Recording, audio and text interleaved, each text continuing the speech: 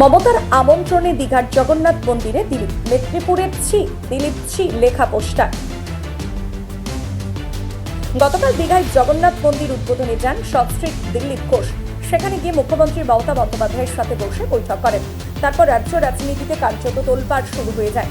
একদা দুর্গন্ধপ্রতা বিজেপির রাজ্য সভাপতি দিলীপ ঘোষ যে মুখ্যমন্ত্রীকে তীব্র আক্রমণ করতেন, আর তার সাথে বসে দেখা গেল খোঁজ মেজাজে গল্প করতেও মিষ্টি খেতে, যা দেখে হতবাক বিজেপির কর্মী সমর্থকরা।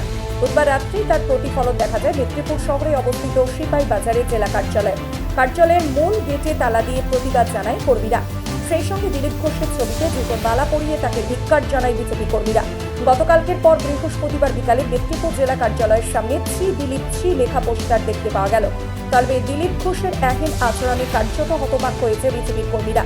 পাশাপাশি কবে খুঁজছেন বিজেপি কর্মীরা। মেদিনীপুর সাংগঠনিক জেলা বিজেপির মুখপাত্র অরূপ দাস বলেন, যে বা যারা পোস্টার দিয়েছে তারা বিজেপির অনুগত সৈনিক।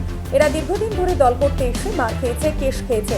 তাই সেই জায়গায় দাঁড়িয়ে দিলীপ ঘোষ ও মমতা বন্দ্যোপাধ্যায়ের একসাথে বসে কথা বলাটা মেনে নিতে পারেননি। তাই দলীয় কর্মী সমর্থকরা তাদের মনের ব্যথা থেকে এ ধরনের প্রতিবাদ জানাচ্ছে। হতাশা থেকেই হয়তো দলের কর্মীরা এ ধরনের কাজ করছে, না ঘটলেই ভালো হতো। দেখুন, ঘটনাটা আমিও শুনেছি, আমার কানেও এসেছে। দেখুন, এরা প্রত্যেকেই দলের অনুগত এবং পুরনো ছেলে। দলের প্রতি এদের অনেক স্যাক্রিফাইস আছে। এদের অনেকে কেস খেয়েছে, জেল খেটেছে, তৃণমূলের হাতে মার খেয়েছে। স্বাভাবিকভাবেই তাৎক্ষণিক একটা হতাশা, একটা ক্ষোভ থেকেই এই ঘটনাটা হয়তো ঘটে গেছে।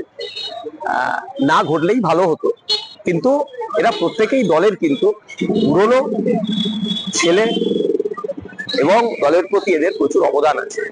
আশা করি এই ভুলটা হয়তো ওরা আর কোনোদিন করবে না।